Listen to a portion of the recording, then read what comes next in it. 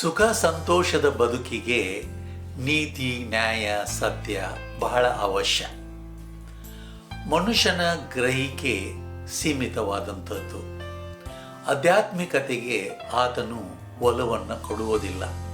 ಆದ್ದರಿಂದ ಒಬ್ಬ ಮನುಷ್ಯ ನಿಜವಾಗಲೂ ಸಂತೋಷದಿಂದ ಬದುಕಬೇಕಾದರೆ ಆತನ ಒಳಗೆ ಯಾವುದು ಸತ್ಯ, ಯಾವುದು ನೀತಿ, ಯಾವುದು ನ್ಯಾಯ ಅದು ನೆಲೆಗೊಂಡಿರಬೇಕು.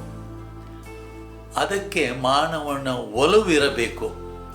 ಅದನ್ನು ಒಬ್ಬ ವ್ಯಕ್ತಿ ಗಂಭೀರವಾಗಿ ಸ್ವೀಕಾರ ಮಾಡಿಕೊಂಡು ಇದು ಸತ್ಯ, ನಾನು ಸತ್ಯವಂತನಾಗಿ ಇರ್ತೇನೆ ಅಂತ ಸತ್ಯವನ್ನು ನುಡಿಯುತ್ತಾ ಸಂಬಂಧಗಳಲ್ಲಿ ಪ್ರಾಮಾಣಿಕವಾಗಿದ್ದು ಹಾಗೆ ಬದುಕುವಾಗ ಮನುಷ್ಯನ ದೈಹಿಕ ಮಾನಸಿಕ ಭಾವಕ ಆರೋಗ್ಯಕ್ಕೆ ಅದು ಎಡೆ ಮಾಡಿಕೊಡುತ್ತದೆ.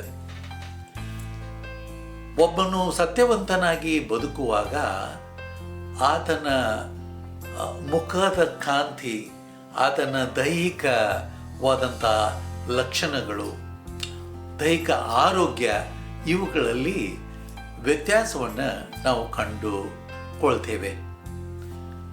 ಮನುಷ್ಯ ನಿಜವಾಗಲೂ ಸಂತೋಷದಿಂದ ಬದುಕಬೇಕಾದರೆ ಅದನ್ನು ಸತ್ಯವಂತನಾಗಿರಬೇಕು, ಶುದ್ಧನಾಗಿರಬೇಕು, ನ್ಯಾಯವಂತನಾಗಿರಬೇಕು, ಪ್ರೀತಿಯಿಂದ ಬದುಕಬೇಕು.